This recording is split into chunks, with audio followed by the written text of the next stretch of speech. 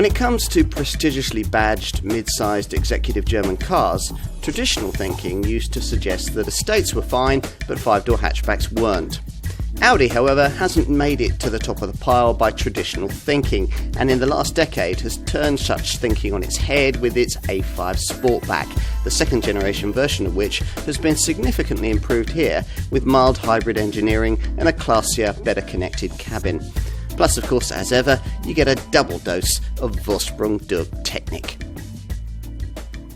So, what's Audi's idea of how a Gran Turismo-styled car of this size should drive? Well, very luxury-orientated, as you might expect. Certainly downsizing into an A5 Sportback from Audi's larger GT, the A7 Sportback, wouldn't be too taxing. In terms of what's been changed here, the key thing is Audi's adoption of mild hybrid engine technology, almost right across the board, with a 12-volt MHEV setup provided for virtually all the brand's 4-cylinder engines. Otherwise, the engineering of this Mark II A5 Sportback is much as it was when we first saw it back in 2016, which means it's still primarily a front or four-wheel drive car in a segment still dominated by rear-driven rivals. This hasn't held this Audi back too much, though, in the past, and we don't expect it to be much of an issue with this facelifted version either. Potential customers for this car tend to prioritise comfort and refinement rather than on-the-limit handling, and this A5 continues to deliver impressively in both those areas. The only real caveat here lies with the firmer sport suspension that you have to have with the S-Line trim level that most customers choose. Try before you buy is our advice. Now, we mentioned the mild hybrid technology. The only power plant that doesn't get that is the older tech 2-litre diesel fitted to the 190 PS 40 TDI Quattro derivative.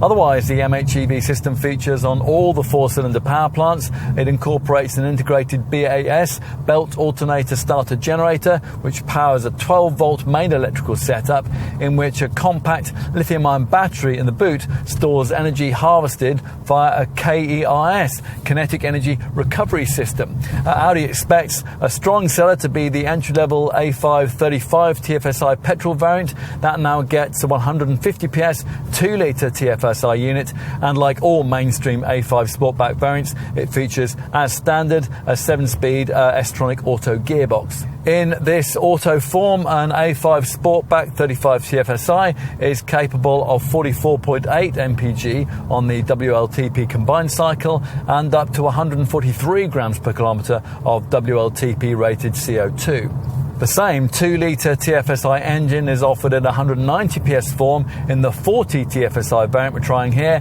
and in 245 PS guys in the 45 TFSI Quattro. Diesel buyers are offered the Volkswagen Group's newest 2-litre TDI unit in 163 PS form in the base 35 TDI derivative that many A5 customers will want. Diesel also now powers the sporting S5 model, and that now uses a 347 PS 3-litre twin-turbo 6-cylinder unit, which has the more advanced 48-volt MHEV system and is boosted by an electric compressor.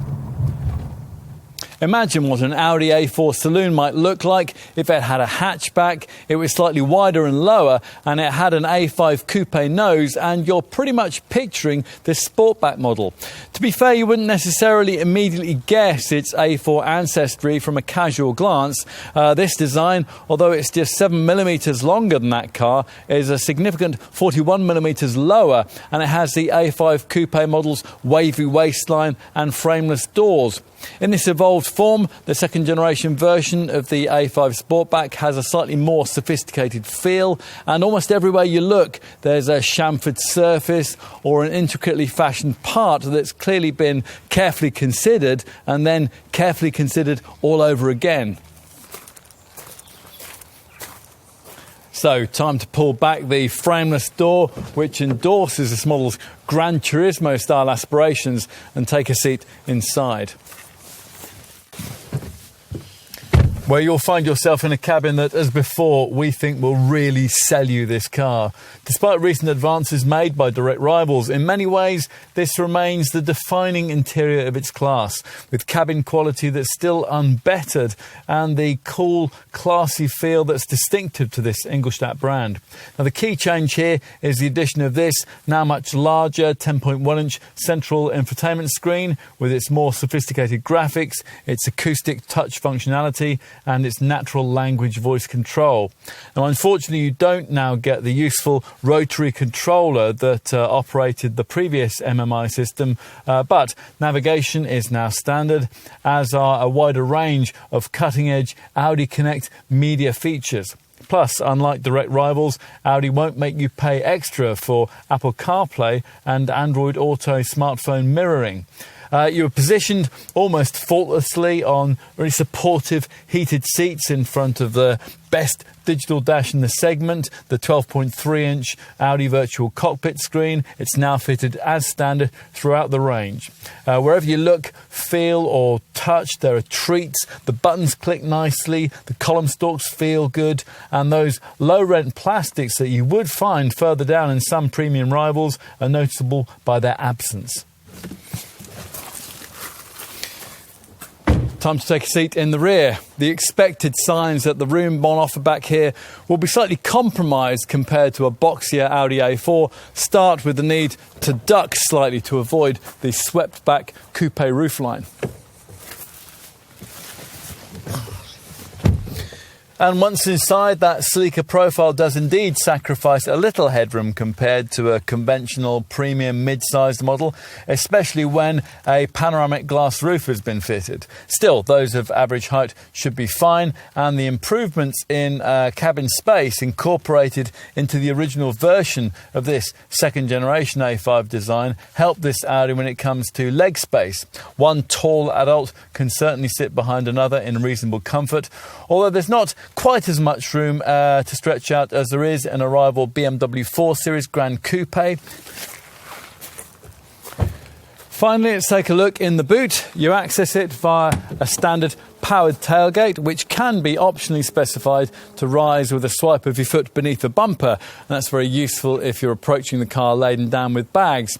Once the hatch raises, a class competitive 480-litre capacity is revealed. Audi offers a 40-20-40 split fold arrangement for the rear seat back as a standard feature on the A5 models, and that means that you can push through long items like skis without disturbing rear-seated occupants.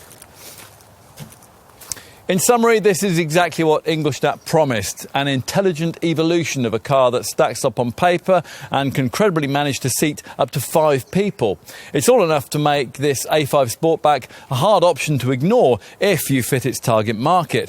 For a relatively small premium over an A4, it delivers for you a more stylish, yet still pretty practical package.